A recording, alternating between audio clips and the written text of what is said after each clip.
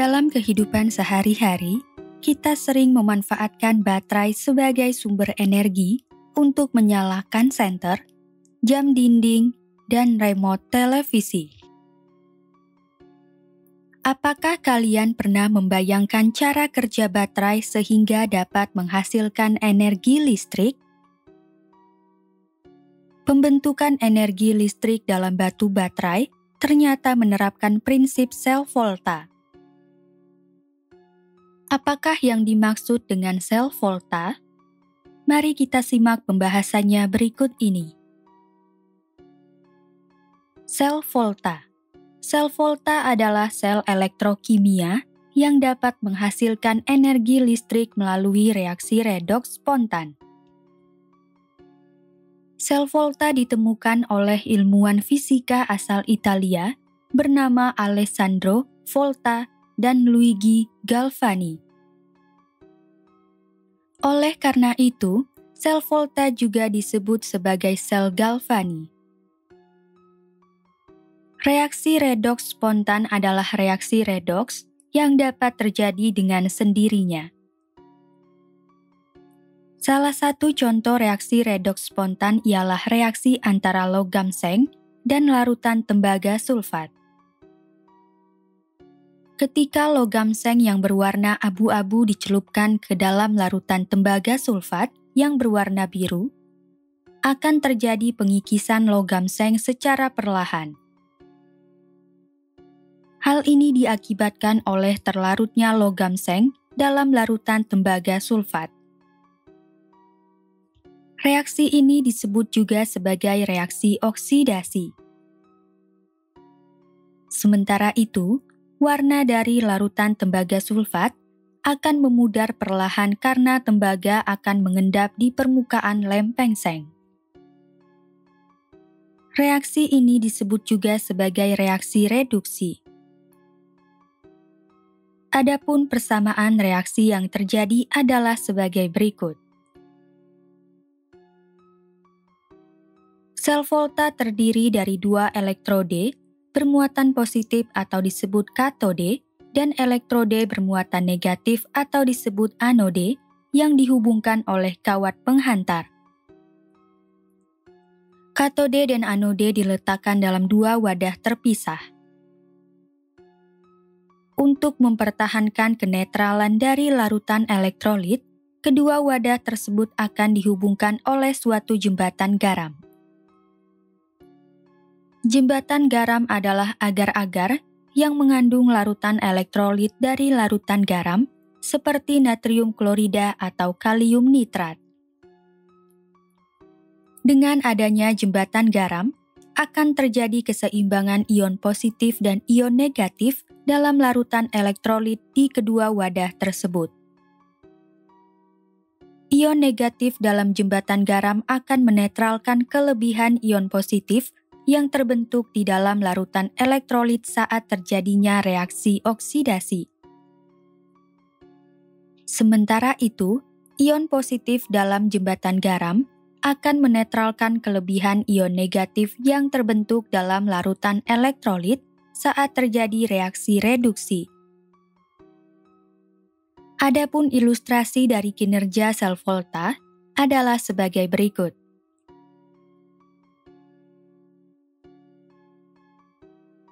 Contohnya, dalam rangkaian sel volta tersebut, logam seng berperan sebagai anode dan dicelupkan ke dalam larutan seng sulfat di wadah A. Sementara itu, logam tembaga berperan sebagai katode dan dicelupkan ke dalam larutan tembaga sulfat di wadah B. Logam seng yang berada di anode akan mengalami reaksi oksidasi sehingga akan melepaskan elektron yang dimilikinya dan mengakibatkan pelarutan lempeng logam seng. Persamaan reaksi dinyatakan dalam setengah reaksi oksidasi sebagai berikut. Elektron yang dilepaskan oleh reaksi oksidasi logam seng dari anode akan mengalir melalui kawat penghantar ke katode yang mengandung logam tembaga. Selanjutnya, Ion tembaga dalam larutan tembaga sulfat akan menerima elektron tersebut sehingga terjadi reaksi reduksi. Hal tersebut juga mengakibatkan terjadinya pengendapan logam tembaga. Persamaan reaksinya dinyatakan dalam setengah reaksi reduksi sebagai berikut. Dengan demikian, persamaan reaksi redoks utuh dalam sel volta adalah sebagai berikut. Melalui reaksi redoks tersebut, rangkaian sel volta akan menghasilkan aliran listrik melalui aliran elektron yang terjadi. Akan tetapi, sejalan dengan melarutnya logam seng, larutan dalam wadah Ah menjadi bermuatan positif karena kelebihan ion seng. Hal ini dapat menyebabkan terhambatnya pelarutan logam seng selanjutnya. Sementara itu, larutan dalam wadah B akan bermuatan negatif karena kelebihan ion sulfat seiring dengan mengendapnya ion tembaga. Hal ini dapat menyebabkan terhambatnya pengendapan ion tembaga. Untuk menetralkan muatan listrik di kedua wadah, dapat digunakan jembatan garam. Misalnya, jembatan garam tersebut terbuat dari natrium klorida. Dengan demikian, ion negatif dari jembatan garam yakni ion klorida akan menetralkan muatan di wadah A. Sementara itu, ion positif dari jembatan garam, yakni ion natrium, akan menetralkan muatan di wadah B. Dengan menggunakan jembatan garam, reaksi redoks dalam rangkaian sel volta dapat terus terjadi. Diagram sel volta. Susunan sel volta dapat dituliskan dalam suatu notasi yang disebut diagram sel. Diagram sel dari sel volta dapat dituliskan dengan mengikuti 3 aturan sebagai berikut. Pertama, anode dituliskan di sebelah kiri dan katode dituliskan di sebelah kanan. Penulisan ini dilakukan untuk menunjukkan bahwa pada anode terjadi reaksi oksidasi dan pada katode terjadi reaksi reduksi. Kedua, jembatan garam dinyatakan dengan 2 garis vertikal sejajar yang menunjukkan bahwa jembatan garam memisahkan anode dengan katode. Ketiga, fasa padat dan fasa cair dinyatakan dengan 1 garis vertikal yang menunjukkan jarak antar fasa. Dalam sel volta terdapat 2 fasa, yaitu fasa padat dari logam dan fasa larutan berair dari larutan elektrolit. Dengan mengikuti ketiga aturan tersebut, kita dapat menuliskan diagram sel dari reaksi redoks sel volta seng dan tembaga sebagai berikut. Berdasarkan ilustrasi kinerja sel volta dan diagram selnya, tampak bahwa elektron mengalir dari anode yang mengandung logam seng melalui kawat penghantar menuju katode yang mengandung logam tembaga. Hal ini menunjukkan bahwa seng lebih mudah mengalami oksidasi dibandingkan tembaga. Sebaliknya, ion tembaga lebih mudah mengalami reaksi reduksi dibandingkan ion seng. Perbedaan kemudahan teroksidasi atau tereduksinya suatu senyawa dalam suatu reaksi redoks akan mengakibatkan terbentuknya beda potensial listrik. Beda potensial listrik ini disebut potensial sel yang dituliskan sebagai E sel atau disebut juga gaya gerak listrik atau GGL. Pengukuran potensial sel dapat digunakan untuk membandingkan kecenderungan reaksi oksidasi atau reduksi dari suatu elektrode. Adapun elektrode yang umum digunakan sebagai elektrode pembanding adalah elektrode hidrogen yang berasal dari gas hidrogen. Elektrode hidrogen tersebut dialirkan ke dalam larutan asam melalui logam lengai atau inert seperti platina. Perbandingan potensial sel yang dihasilkan suatu elektrode terhadap elektrode hidrogen disebut potensial elektrode yang dilambangkan dengan E. Apabila pengukuran potensial sel dilakukan pada kondisi standar, yaitu pada suhu 25 derajat Celcius dan tekanan 1 atm dengan konsentrasi zat sebesar 1 molar,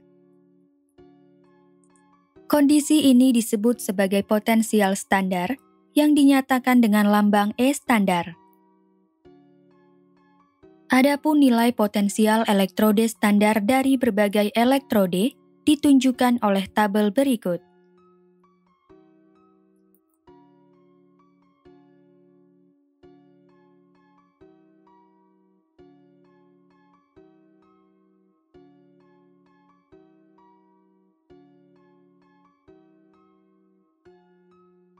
Elektrode dengan kecenderungan reaksi reduksi yang lebih besar dibandingkan elektrode hidrogen memiliki potensial elektrode bertanda positif.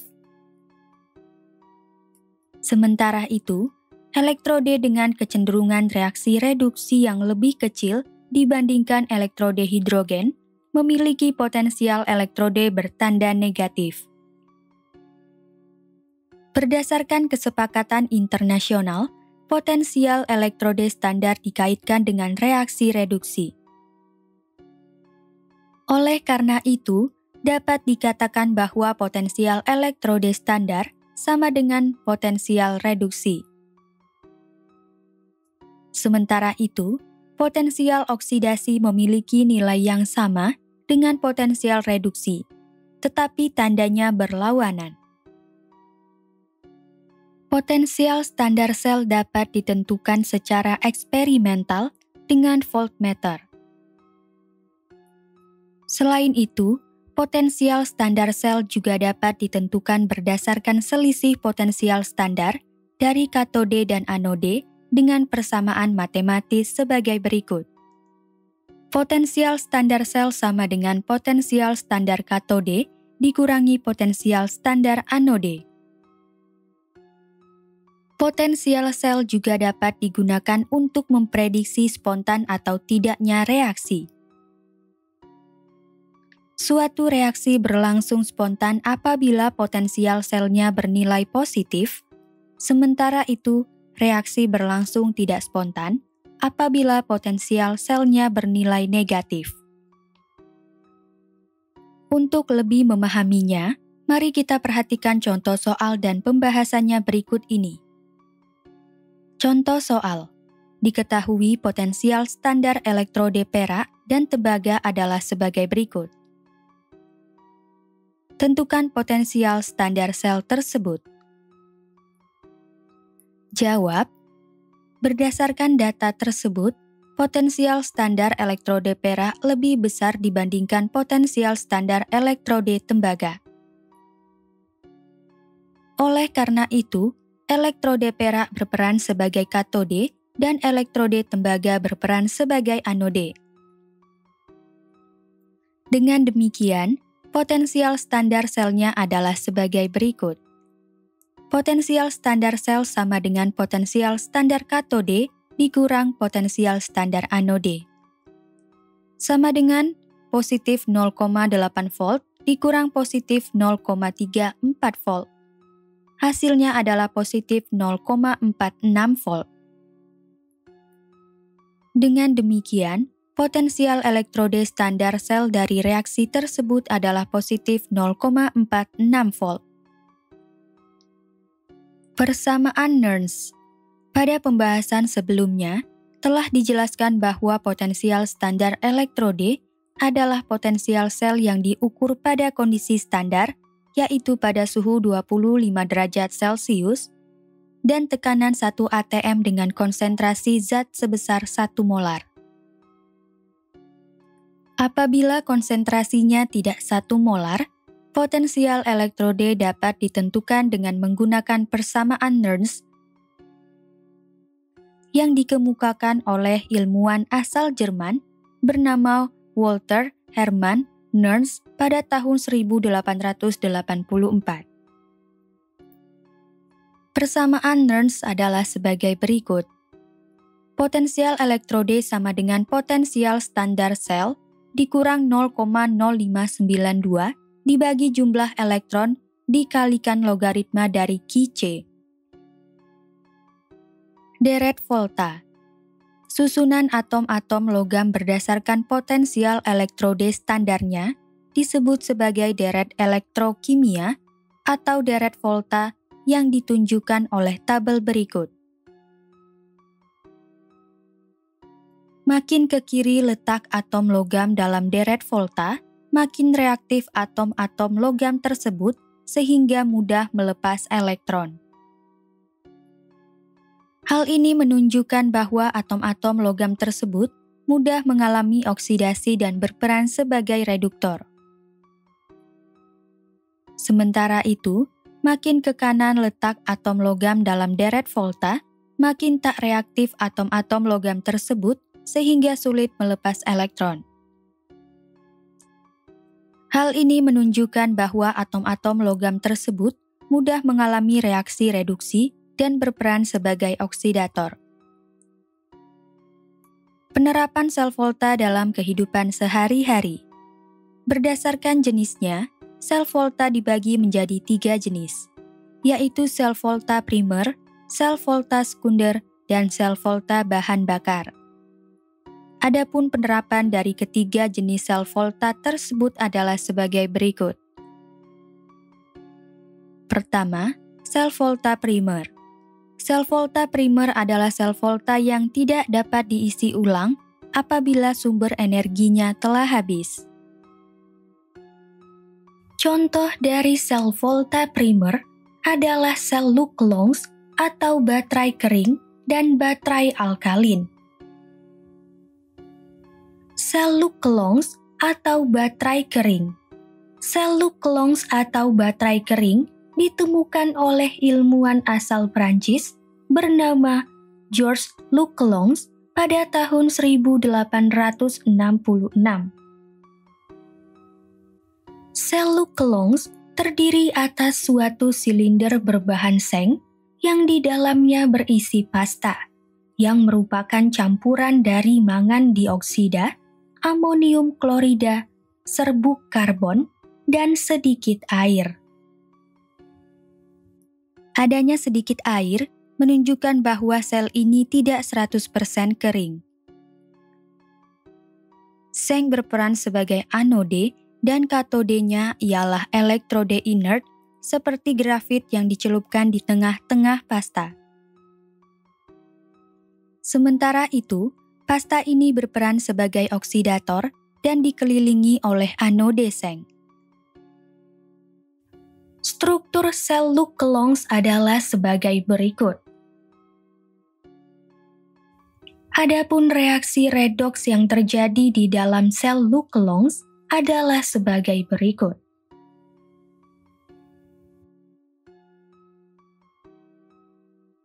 Selanjutnya, ion seng akan bergabung dengan amonia dan membentuk ion tetraamin seng dengan persamaan reaksi sebagai berikut. Sel Luke-Longs banyak digunakan dalam komponen elektronik seperti lampu, senter, radio, dan jam. Baterai alkalin. Pada dasarnya, sel alkalin atau baterai alkalin sama dengan sel Luke-Longs, tetapi sel alkalin bersifat basa karena menggunakan elektrolit kalium hidroksida. Sel alkalin atau baterai alkalin sangat umum kita temui dalam kehidupan sehari-hari.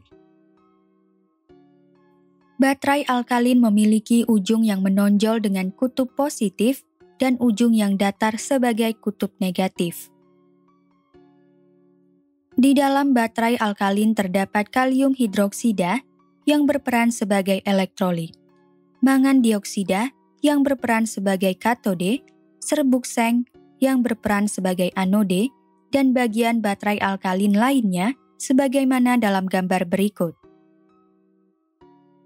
Adapun reaksi redoks yang terjadi dalam baterai alkalin adalah sebagai berikut.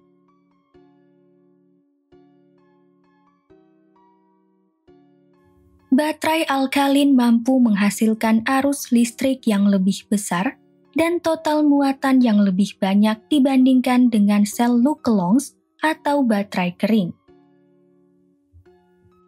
Baterai alkalin banyak digunakan untuk alat elektronik dengan arus yang lebih besar, seperti kamera dan perekam suara. Kedua, sel volta sekunder. Sel volta sekunder adalah sel volta yang dapat diisi ulang. Contohnya adalah aki dan baterai ion litium.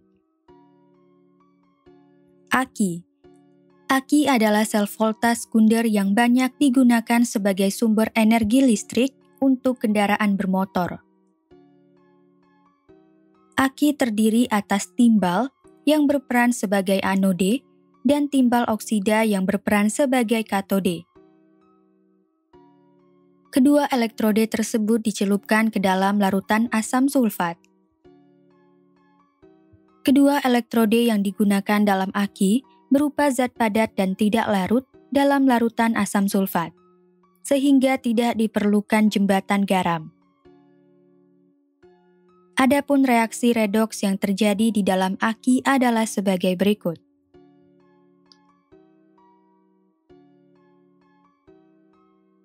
Pengisian aki dilakukan dengan membalik arah aliran elektron pada kedua elektrode. Saat pengosongan aki, anode yang mengandung timbal akan mengalirkan elektron pada katode yang mengandung timbal oksida.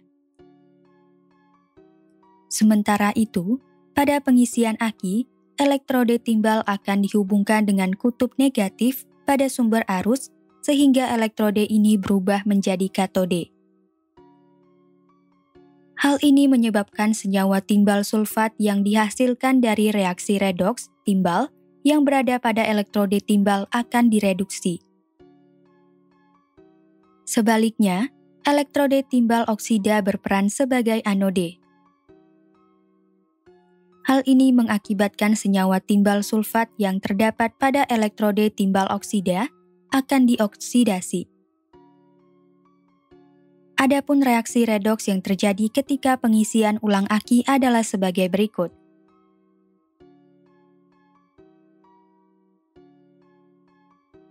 Baterai ion litium. Pengembangan baterai ion litium mulai dilakukan ketika adanya penemuan yang menyatakan bahwa ion litium dapat bergerak di daerah antara lapisan kristal grafit dan litium kobalt oksida. Gerakan ini disebut interkalasi. Grafit dan litium kobalt oksida berperan sebagai elektrode, dan litium hexafluorofosfat cair berperan sebagai elektrolit. Saat pemakaian, reaksi redoks yang terjadi pada baterai ion litium adalah sebagai berikut.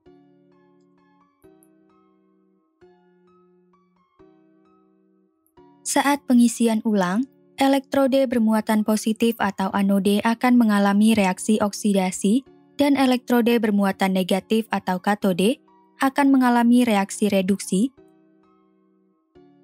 sehingga reaksi redoks yang terjadi pada baterai ion litium adalah sebagai berikut. Dalam persamaan reaksi tersebut, X menyatakan banyaknya jumlah ion litium yang berpindah dari litium kobalt oksida ke grafit. Ketika baterai ion litium diisi ulang, arah aliran ion litium dibalik. Adapun arah aliran ion litium dalam pengisian ulang dan penggunaan adalah sebagai berikut. Ketiga, sel volta bahan bakar. Sel volta bahan bakar menggunakan gas oksigen sebagai katode dan gas hidrogen sebagai anode. Kedua gas ini dimasukkan ke elektrode yang berpori. Setiap elektrode diberikan serbuk platina sebagai katalis reaksi. Selain itu, kedua elektrode dipisahkan oleh larutan kalium hidroksida pekat. Adapun reaksi redoks yang terjadi adalah sebagai berikut.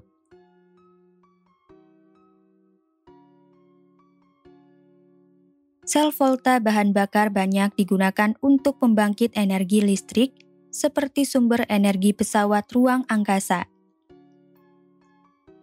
Sel volta bahan bakar tidak perlu diisi ulang karena gas hidrogen dan gas oksigen dialirkan secara terus-menerus. Poin-poin penting pada pembelajaran kali ini adalah sebagai berikut. Pertama, sel volta adalah sel elektrokimia yang dapat menghasilkan energi listrik melalui reaksi redoks spontan. Kedua, sel volta terdiri atas elektrode bermuatan positif atau disebut katode dan elektrode bermuatan negatif atau disebut anode yang dihubungkan oleh kawat penghantar. Katode dan anode diletakkan dalam dua wadah terpisah. Untuk mempertahankan kenetralan dari larutan elektrolit, kedua wadah tersebut akan dihubungkan oleh suatu jembatan garam. Ketiga, dalam sel volta, anode mengalami reaksi oksidasi, sedangkan katode mengalami reaksi reduksi. Keempat, susunan sel volta dapat dituliskan dalam suatu notasi yang disebut diagram sel. Kelima, pengukuran potensial sel dapat digunakan untuk membandingkan kecenderungan reaksi oksidasi atau reduksi dari suatu elektrode. Keenam, elektrode dengan kecenderungan reaksi reduksi yang lebih besar dibandingkan elektrode hidrogen memiliki potensial elektrode bertanda positif. Sementara itu, elektrode dengan kecenderungan reaksi reduksi yang lebih kecil dibandingkan elektrode hidrogen memiliki potensial elektrode bertanda negatif. Ketujuh, potensial standar sel dapat ditentukan dengan cara berikut. Kedelapan, potensial sel pada keadaan tidak standar dapat ditentukan dengan cara berikut. Kesembilan, suatu reaksi berlangsung spontan apabila potensial selnya bernilai positif. Sementara itu, reaksi berlangsung tidak spontan apabila potensial selnya bernilai negatif. Ke-10, susunan atom-atom berdasarkan potensial standarnya disebut sebagai deret elektrokimia atau deret volta. Ke-11, makin ke kiri letak atom logam dalam deret volta, makin reaktif atom-atom logam tersebut sehingga mudah melepas elektron. Hal ini menunjukkan bahwa atom-atom logam tersebut mudah mengalami oksidasi dan berperan sebagai reduktor. Makin ke kanan letak atom logam dalam deret volta, makin tak reaktif atom-atom logam tersebut sehingga sulit melepas elektron. Hal ini menunjukkan bahwa atom-atom logam tersebut mudah mengalami reaksi reduksi dan berperan sebagai oksidator. Ke-12, berdasarkan jenisnya, sel volta dibedakan menjadi sel volta primer, sel volta sekunder, dan sel volta bahan bakar.